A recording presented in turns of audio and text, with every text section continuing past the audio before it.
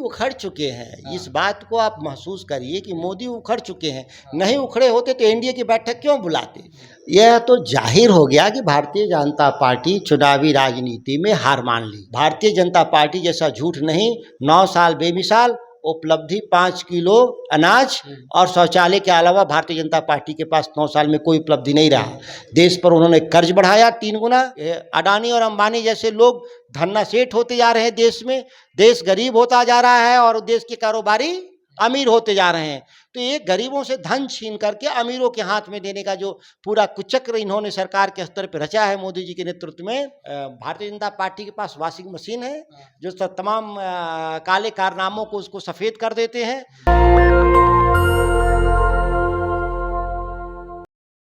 नमस्कार, आप देख रहे हैं नेशनल दस्तक और मैं हूं आपके साथ अमन। हमारे साथ पूर्व कृषि मंत्री और राजद से विधायक सुधाकर सिंह है। सर, विपक्षी एकता की दूसरी बैठक बेंगलुरु में चल रही है, आज से शुरू हो गई है, 2 दिवसीय बैठक है, इसको आप कैसे देख रहे हैं? देखिए, विपक्षी एकता की बैठक के बारे में यह कहना कि दूसरी बैठक है यह मिथक है। सच ये है कि विपक्षी एकता पहले भी कांग्रेस के नेतृत्व में थी, अभी भी है और आगे भी रहेगी।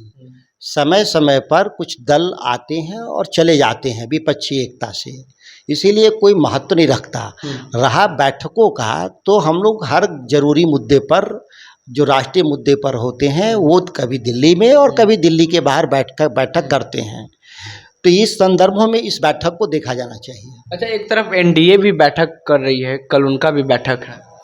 यह तो जाहिर हो गया कि भारतीय जनता पार्टी चुनावी राजनीति में हार मान ली। अभी तक कह रहे थे कि अकेला 100 पर भारी।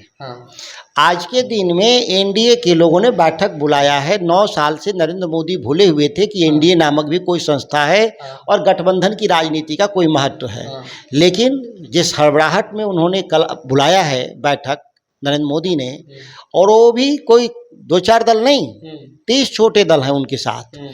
तो ये इससे जाहिर है कि हमारे जो विपक्ष की जो मुहिम है उससे भारतीय जनता पार्टी और सत्तारूढ़ दल में घबराहट है और अपनी हार मान करके एनडीए की बैठक कर रहे हैं। सर, कह रहा है विपक्ष लगातार, भाजपा की तरफ से यह बयान आ रहा है कि इस बैठक का कोई मायने नहीं होगा, सिर्फ फोटो खिंचवाने के लिए इन लोग एकजुट हो रहे हैं।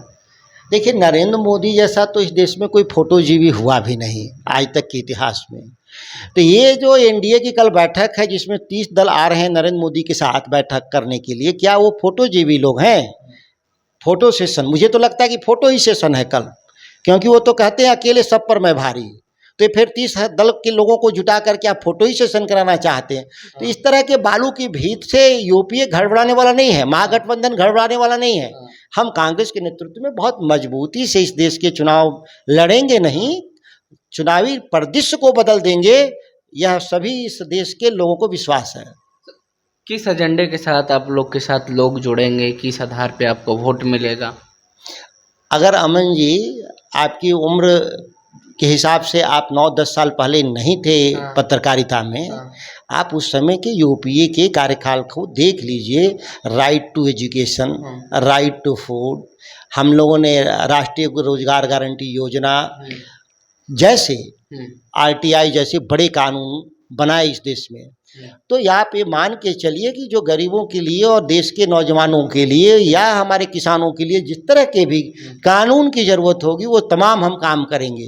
साथ ही इस देश में सामाजिक न्याय और धर्मनिरपेक्षता के जो सिद्धांत है, मौलिक सिद्धांत, उसको हम लोग आगे भी उसको लेकर जाएंगे। भारतीय जनता पार्टी जैसा झूठ नहीं, 9 साल बेमिसाल उपलब्धि 5 किलो अनाज और शौचालय के अलावा भारतीय जनता पार्टी के पास 9 साल में कोई उपलब्धि नहीं रहा। देश पर उन्होंने कर्ज बढ़ाया 3 गुना, उन्होंने रोजगार के अवसर सीमित किए, 2 करोड़ लोगों को कहा था रोजगार देने के लिए, कोई रोजगार नहीं दिया। आप तमाम सवालों को जिस पर वो भारतीय जनता पार्टी विफल हो गई है, वो सवाल पूछने के हकदार नहीं है कि विपक्ष क्या करेगा। हमारे पास तो शानदार उपलब्धियां हैं, उन उपलब्धियों के आधार पर चुनाव लड़ेंगे। 15 लाख रोजगार के भी वादे किए थे, 2 करोड़ वादा किया था एक साल में। 15 लाख रुपया, सॉरी 15 लाख रुपया, 15 लाख रुपए प्रति व्यक्ति कहा था कि देंगे। ये तो जुमलों की सरकार खुद अमित शाह ने कहा मैं जुमला बोला, मैंने झूठ बोला। ये संस्थागत रूप से झूठ बोलने वाले दल हैं भारतीय जनता पार्टी, और उसके नेता तो उससे भी उस्ताद हैं। जो नीति सिद्धांत है भारतीय जनता पार्टी, उसके नेता अपने कर्म और वचन से उससे 100 गुना आगे हैं झूठ बोलने में। 9 साल बेमिसाल के खुशी जाहिर कर रहे हैं, बड़ा बड़ा मतलब डिस्प्ले पे दिखाया जा रहा है, तमाम एनडीए के नेता खुशी मना रहे हैं। अब उनकी उपलब्धि 9 साल सत्ता रही उसकी खुशी मना रहे हैं, उपलब्धियों की नहीं। सत्ता में बने रहने की को ही उपलब्धि मानते हैं। उनकी उपलब्धि तो यही है ना, मैंने कहा कि देश में महंगाई उन्होंने लाया, देश पर कर्ज का बोझ लादा, देश में नई शिक्षा नीति के जरिए शिक्षा का व्यवसायीकरण और निजीकरण करने का काम किया भारत की सरकार ने। इन तमाम ऐसे मुद्दे हैं जो जनता के खिलाफ हैं, जन सरोकार के खिलाफ हैं। यह झूठ बोलकर सत्ता में आए थे।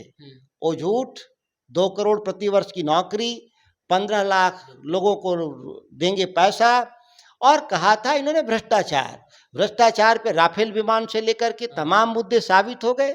अभी हिडनबर्ग के रिसर्च में पाया गया कि राउंड ट्रिपिंग हो रहा है, अडानी और अंबानी जैसे लोग धन्नासेठ होते जा रहे हैं देश में, देश गरीब होता जा रहा है और देश के कारोबारी अमीर होते जा रहे हैं। तो ये गरीबों से धन छीन करके अमीरों के हाथ में देने का जो पूरा कुचक्र इन्होंने सरकार के स्तर पर रचा है मोदी जी के नेतृत्व में, इससे जाहिर हो रहा है। मोदी जी भाषण दिए थे, उस भाषण में जिक्र किए थे कि जितने भी भ्रष्टाचारी हैं जो विपक्षी एकता की बैठक में शामिल हैं, वो भ्रष्टाचार का आरोप है उनमें, सभी को हम जेल भेजेंगे, ये बोले। नहीं, उन्होंने ठीक कहा था। जो गड़बड़ी किए थे वो सब भाजपा में जा रहे हैं। तो क्या भाजपा जेल है? उन्होंने तो अजीत पवार के बारे में बोला था कि महाराष्ट्र का सबसे भ्रष्ट आदमी है, तो उसको जेल भेजने की जगह पे उसको भाजपा में शामिल करा के उप मुख्यमंत्री बनाया गया। तो हमको लगता है जो जेल की बात करते हैं बेसिकली भारतीय जनता पार्टी में शामिल होने को जेल बोलते हैं। तो तमाम जिनको भ्रष्टाचारी होने का आरोप लगा रहे हो, तमाम धीरे धीरे भारतीय जनता पार्टी में शामिल हो रहे हैं। वो आप हेमंत बिस्व शर्मा से लेकर येदुरप्पा से लेकर के अजीत पवार से लेकर जो देश में तमाम जो उनके पार्टी में जाते हैं, और उनके पास तो एक भारतीय जनता पार्टी के पास वॉशिंग मशीन है जो तमाम काले कारनामों को उसको सफ़ेद कर देते हैं। तो वो संदर्भ में मोदी जी कहा, मीडिया ने और देश के लोगों ने गलत समझा। कितनी पार्टी विपक्षी एकता की दूसरी बैठक में जुट रहे हैं? देखिए, दलों की संख्या महत्वपूर्ण नहीं है, मैं बता रहा हूँ। देश में जो दल हैं वो रोज दल बनते हैं और बिगड़ते हैं। कल तक एनसीपी 1 था, आज एनसीपी 2 है। तो ये कहना कि कितने दल जुड़ रहे हैं, कितने दल बिछुड़ रहे हैं, महत्व नहीं रखता। लोग जुट रहे हैं। पटना में 17-18 पार्टी एकजुट हुई थी, तो बेंगलुरु में कितनी पार्टियां? अभी खबरों के हिसाब से 26 लोग आ रहे हैं, 26 दल आ रहे हैं। 26 दल, मतलब और दल बढ़ चुका है। निश्चित तौर पे भी और दल आएंगे। जो देश के अन्य कई राज्यों में छोटे छोटे दल हैं, वो धीरे धीरे एकजुट हो रहे हैं, और वो कॉमन मिनिमम का जो एजेंडा है मेरा, उस एजेंडा को हम लोग तेजी से बढ़ा रहे हैं। उस हिसाब से दल और बढ़ेंगे। ऐसे में तो मोदी की तो मुश्किलें और भी बढ़ सकती है 2024 के लिए। मोदी जी तो मुश्किल में आ गए कि 18 तारीख को ही एक बैठक उनको बुलाना पड़ा, जिस एनडीए को उन्होंने विसर्जित कर दिया था। देश में और दुनिया में क्या डंका बज रहा था? मोदी की सरकार, भाजपा की सरकार नहीं, एनडीए की सरकार नहीं, भारत की सरकार नहीं। लेकिन ये तो मोदी ब्रांड खत्म, अब तो एनडीए शुरू हो गया, भाजपा भी खत्म, एनडीए। तो ये अब उनका जो समापन है, विसर्जन की तरफ बढ़ रहा है। तो क्या लग रहा है अब 2024 की ओर आप लोग बढ़ रहे हैं, तो कौन होंगे चेहरे?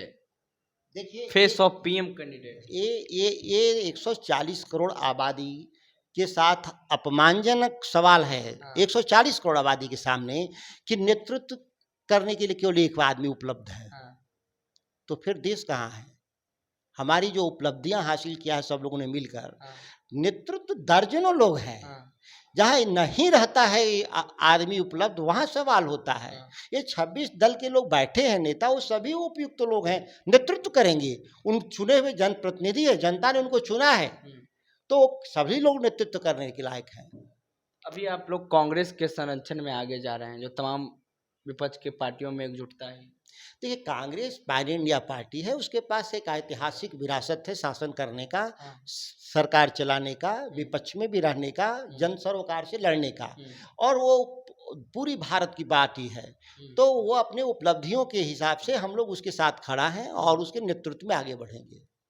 मतलब 24 में आप लोग प्लान बना लिए हैं कि मोदी को उखाड़ फेंकना है केंद्र से। मोदी उखड़ चुके हैं, इस बात को आप महसूस करिए कि मोदी उखड़ चुके हैं। नहीं उखड़े होते तो एनडीए की बैठक क्यों बुलाते? वो तो अपने किसी तरीके से हम करारी हार ना हो, बुरी हार ना हो, इसके चलते वो अपने एनडीए को एकजुट कर रहे हैं कुनबा को। तो ये थे आरजेडी से विधायक और पूर्व कृषि मंत्री सुधाकर सिंह, जो साफ कहे हैं कि मोदी जी तो अब उखड़ गए हैं। 24 में देखने वाली बात यह है कि कितना ये विपक्षी एकता की मीटिंग सफल होगी। दूसरी मीटिंग बेंगलुरु में चल रही है। जिस तरह से देश का हालात है उसको लेकर के भी, तमाम मुद्दों को लेकर के भी सुधाकर सिंह ने बोला है और खास करके भाजपा के नीतियों पर भी बोला है। तो बहरहाल आपकी क्या प्रतिक्रिया है नीचे कमेंट बॉक्स में। फेसबुक पे देख रहे हैं वीडियो को शेयर कर लें, यूट्यूब पे देख रहे हैं चैनल को सब्सक्राइब कर लें। अमन, पटना, बिहार से, धन्यवाद। नेशनल दस्तक की आपसे गुजारिश है कि अगर इसको बचाना चाहते हैं तो नेशनल दस्तक को सब्सक्राइब करने के लिए रेड कलर के सब्सक्राइब बटन को दबाएं, फिर बेल आइकन की घंटी दबाएं। नेशनल दस्तक को बचाने के लिए बहुत जरूरी है कि हर खबर को शेयर करें, लाइक करें, कमेंट जरूर करें।